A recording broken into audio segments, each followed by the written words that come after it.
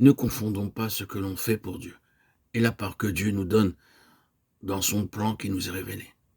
Tous les croyants dans chaque assemblée travaillent pour Dieu, mais tous les services doivent être placés sous l'autorité de la tête gouvernée par le Seigneur et non pas provenir de notre initiative. C'est une chose très importante et cela n'a rien de nouveau. Il sera nécessaire de le répéter encore bien des fois car les vérités spirituelles doivent être répétées comme Paul le dira. Je ne me lasserai pas de vous répéter les mêmes choses car elles vous sont salutaires. Les vérités spirituelles sont tellement élevées que nous devons les entendre à nouveau et nous trouver dans un lieu où les choses sont mises en pratique avec d'autres enfants de Dieu. Il faut entendre et mettre en pratique.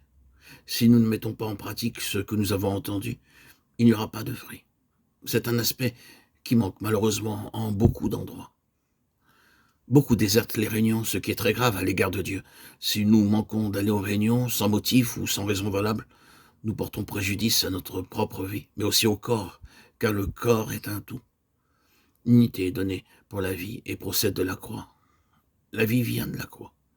Elle nous constitue et nous assemble les uns avec les autres. Il faut un réel travail intérieur, une œuvre de transformation profonde qui s'accomplisse dans chaque enfant de Dieu. Cette œuvre demande la croix. Elle implique que nous ayons répondu à l'appel, comme l'ont fait les Lévites. Nous devons être d'accord avec le Seigneur et pouvoir dire « Seigneur, je renonce à vivre pour moi-même et par moi-même. Je suis d'accord pour que tu m'apprennes ce que signifie porter ma croix. Et je suis décidé à te suivre. » Ce que nous retrouvons dans le livre de l'Apocalypse sont ceux qui ont répondu à cet appel. Ils ont suivi l'agneau partout où il allait.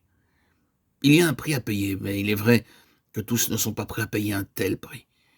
Il nous appartient de choisir. Si nous choisissons le contraire, Dieu ne nous aimera pas moins, mais nous perdrons tout, c'est-à-dire l'héritage, l'enlèvement, et nous ne serons qu'un membre dans le royaume sans responsabilité. Parce que nous n'aurons pas donné au Seigneur la place qui lui revient. Par conséquent, dans nos vies, la croix aura été vaine, comme Paul le rappelle dans la première épître aux Corinthiens, afin que la croix de Christ ne soit pas rendue vaine.